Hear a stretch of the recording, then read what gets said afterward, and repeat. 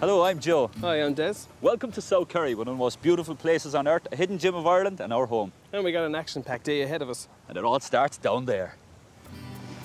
So Kerry has a lot of famous places to visit, but there are also those places that just aren't as well known, that you might need to step over that hill or look around that corner and take that extra step. The area of Kerry, I think, is unrivaled. Like, you've got everything that makes it just breathtaking.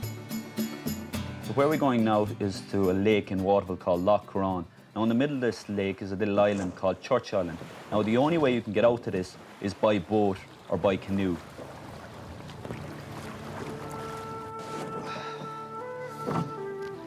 Right, Joe. Church time. Let's do it. This is the church there, isn't it? Yeah, this is a 12th century monastic church. Quite beautiful, isn't it? Oh, amazing. Absolutely amazing. Just think that this is what you'd wake up to every morning. It is beautiful because we're on an island and it's in the centre of the lake, and the lake is in the centre of all these mountains. They're all just coming down. The mist comes over. Like in a land that's so steeped in myths and legends and all that, coming out here, you get that feel for it.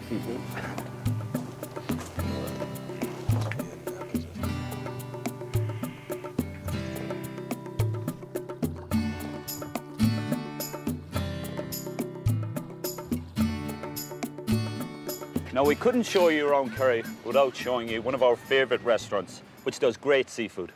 How are you doing, Henry? Henry. Des, how's it going? So tell us, what are you going to cook for us today? We have these oysters from Cremon and we have lobsters from Ballinskelligs Bay. So it's all locally sourced? All locally sourced, very good stuff. We got a nice seal on that. Seafood is massively important to this area. People depend on it for their livelihoods. And it's also, it's a massive part of the culture around here. It would have been handed down through generations. Fishermen, their sons would have gone fishing. So we have your oysters. Jeez, look at that. Sure. Your shellfish medley. That looks gorgeous, doesn't it?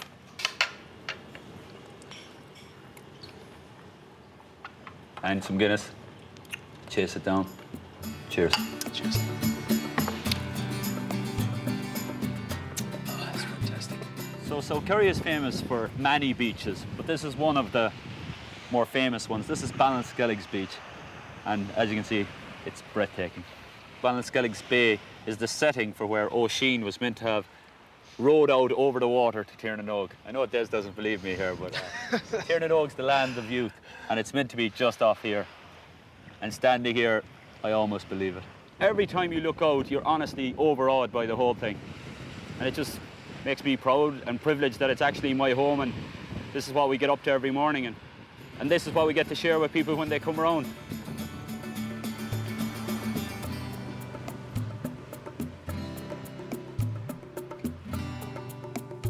You have the Ring of Kerry, but you can also go off the beaten track a bit. There's plenty there to discover. Flint Island is one of those beautiful islands just off the south coast. At the moment, it's attached by a bridge, but long ago it was only accessible by ferry. We're going to get on an old ferry boat. They used to bring people across, brought food, supplies, animals. How are you doing, Billy? Welcome home, Jerry. Those things. Before the bridge, like everything had to be brought in the boat, from the box of matches to the, I won't say the elephant, but to the biggest beast in the island. Biggest animal that could go on. Yeah, and even cars. that's right. This area is just beautiful altogether. There's no better office than this. There's no better office than this. That's right.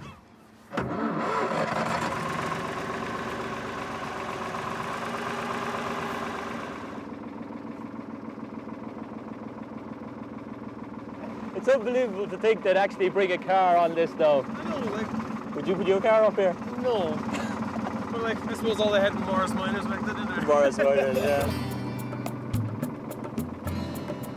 Scattered all through Valentia, there's a lot of archaeological sites and a lot of sites with religious importance. So this is where St. Brendan arrived himself.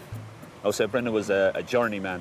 He was seemingly meant to be one of the first people that discovered America before Christopher Columbus.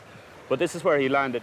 He got out of his boat, threw himself onto the shore, and if you look closely enough, it's meant to be washed over now by the tide, but you can see his actual handprints and his knee prints on the rocks. So when he arrived, he met two dying pagans. They wanted to be baptized before they died.